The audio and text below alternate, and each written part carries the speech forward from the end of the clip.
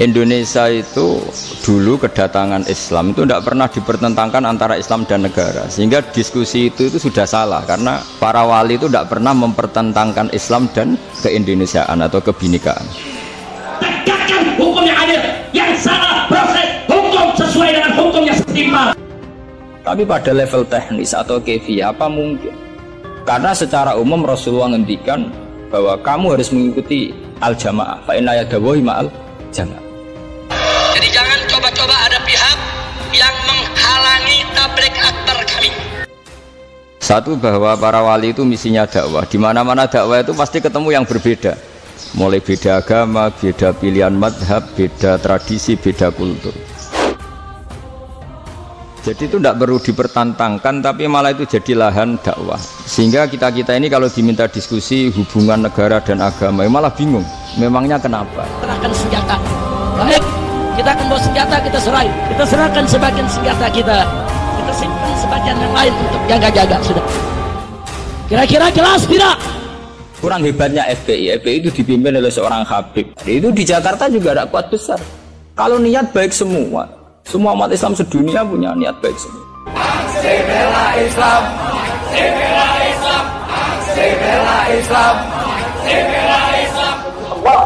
Saya dan keluarga siap setiap saat untuk menghadapi mati syahid ya Allah. Kami tidak akan pernah mundur selangkah pun juga.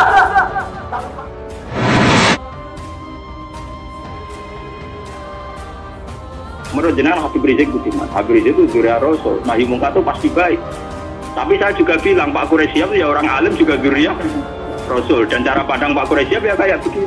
Kalau para penyerang, para penyergap, para penguntit, saudara yang kami semula juga mereka bajingan penjahat, saudara yang ingin mencelakai kami akan kejar siapapun yang terlibat dalam kampanye.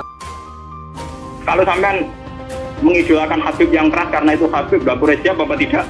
Habib, beliau juga profesor doktor orang ahli tafsir. Beliau tenang saja. Pada seluruh anggota FPI maupun juga pengurus maupun juga simpatisannya, wabil khusus pendukung Imam Besar Front Pembela Islam, Imam Besar Umat Islam Indonesia Al-Habib Muhammad Rizik bin Hussein Syihab, ayo tetap semangat.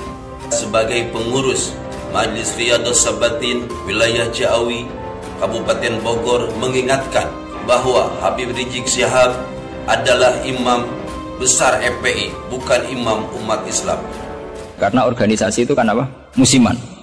Misalnya di Mesir bisanya Ikhwan, kalau di Irak bisa Partai Ba'ath, di Indonesia bisa Golkar, bisa HTI, bisa NU. Makanya saya katakan organisasi itu apa? Musiman. Itu tentang niat ingin mempersatukan umat Islam sedunia. Saya pikir semua umat Islam tiap kiai masih pas tukaran lah ya tetap muni wa'tasimu bihablillahi jami'a wala tafar. Dengan dia bikin organisasi sendiri, tidak mau ikut NU atau Muhammadiyah, bukti dia sendiri bikin perpecahan kan. Kalau dia hati legowo ngapain tidak milih yang sudah ada dan berjalan? Sudah saatnya umat akan melakukan jihad untuk kembali memerdekakan Indonesia. Sudah takbir. Karena bikin yang baru-baru ini malah bingung kan. Setiap orang karena punya klaim fahamnya sendiri kemudian bikin ada HTI, ada Jamaah Tabligh, ada DI. Itu semua kan karena dari kekecewaan-kekecewaan itu. Tiap kecewa enggak? Jadi sampean jangan terjebak. Sampean sebagai orang modern jangan terjebak. Kalau niat itu baik semua.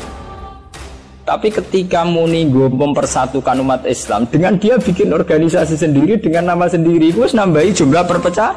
Dari Sabang sampai Merauke kita turun ke jalan lengserkan siapapun presiden. Lebih baik rezim zalim dan curang ini yang bubar dan segera bubar. Tapi nak ono jamaah apa MTA wonten apa Hizbut Tahrir wonten macam-macam niku. Mulane cocok ra cocok rasa mutu. Nek ora cocok ya aja organisasi dhewe malah wae. Sing tercatat tuh kira ning Depak 215 aliran teng Islam piro. Makanya kriteria demokrasi itu di baratlah demokrasi adalah hak untuk hidup, memilih agama, memilih kepercayaan. Tapi tetap pada bingkai aturan. Cuma aturan itu yang mereka tidak mau milih Islam lah apa, milih konstitusi hukum positif yaitu hukum-hukum legal ilegal. Tapi tidak bisa hidup tanpa aturan, tidak bisa karena tentu kita terkait sama hak orang lain. Dia sebut presiden yang akan datang, yang akan dilantik pada bulan Oktober tahun 2019 adalah presiden ilegal. Ketika kebenaran itu ternyata tidak sesuai dengan perilaku pejabat atau perilaku sebuah pemerintahan itu kayak apa? Bagaimana ketika kebenaran itu benturan dengan pejabat-pejabat yang korup, yang salah, dengan hukum-hukum pemerintahan yang salah itu gimana? Bahwa saat demikian kita wajib ingkar tapi tidak harus perang. Ini panduan saat kita sebagai orang soleh ngadepi pejabat-pejabat yang nakal. Kalau saya ajak turun ke pung istana, siap tidak? Siap tidak? Takbir! Pemimpin ini bisa pejabat, bisa pemimpin kultural, pemimpin ormas, pemimpin umara, jamu amir. Ketika kita melihat pejabat yang mungkar, yang nggak bener, apalah nuqatiluhum, ono to ora merangi kita hum ing umara. Napa boten diperangi nawon ya Rasulullah, kudeta mawon. Saya ingatkan kepada semua umat Islam, siapkan senjatamu, siapkan senjatamu. Kalau besok ada panggilan jihad, siap tidak? Siap tidak? Ini loh, ini hadis sahih bahwa ajaran Nabi untuk melihat kemungkaran itu tidak ada. Yang ajarannya itu disuruh revolusi pakai kudeta tidak. Apa tidak kita perangi ya Rasulullah? Jawab Nabi apa? Jangan. Selagi pejabat-pejabat itu masih sholat.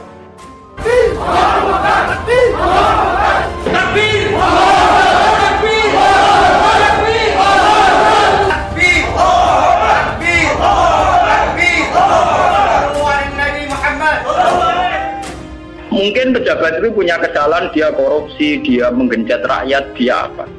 Tapi selagi dia sholat, kata Nabi itu tidak boleh revolusi. Ayo revolusi, ayo revolusi sekarang juga. Ayo revolusi sekarang juga. Tentu kita sebagai muslim di Patani, di Thailand hanya bersyarat yang penting pemerintahan tidak memberangus masjid. Artinya selagi masih tidak menghalang-halangi institusi agama yang bernama sholat, itu kita tidak usah revolusi.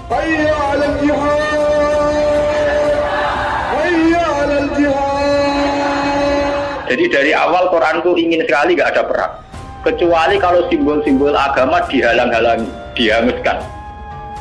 Rame-rame turun, kita demo kepung istana presiden supaya tidak kurang ajar kepada presiden. Goblok, kurang ajar sampai dianting-antingkan, itu kurang ajar.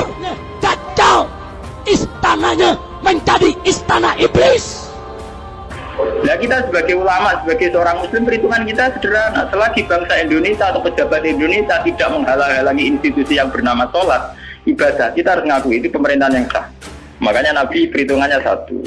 Dalam kekecewaan kita terhadap pejabat, terhadap pemerintah, yang penting jangan ada kudeta, jangan ada revolusi yang berdarah-darah.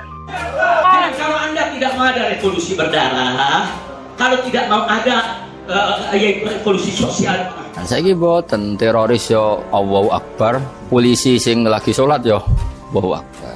Allahu Akbar, Allahu Akbar, Allahu Akbar, Allahu Akbar. Terus kue PD piye? Ora jelas ya kita sikape ya ora jelas. Saiki nganggo hukum sosial sing normal, nek apik ya diapiki. Imam besar kami Habib Muhammad Rizik Syihab ditahan oleh pihak kepolisian di Mapolda Metro Jaya. Maka dengan ini saya nyatakan siap keluarga besar Brigadir 411 Serja Bertabek akan datang ke Mapolda.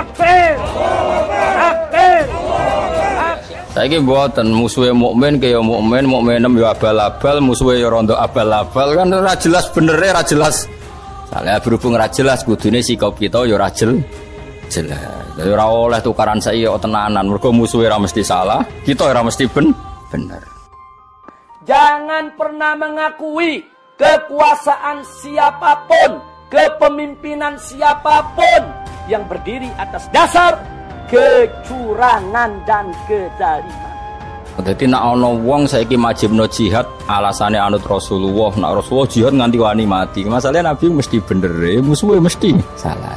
Lah saiki kita iku ora ngalami ngene iku. Imam kita kadang salah, musuh kita malah kadang bener. Biadab, kurang ajar. Sampai dianting-antingkan, itu kurang ajar. Gagal, istananya menjadi istana iblis.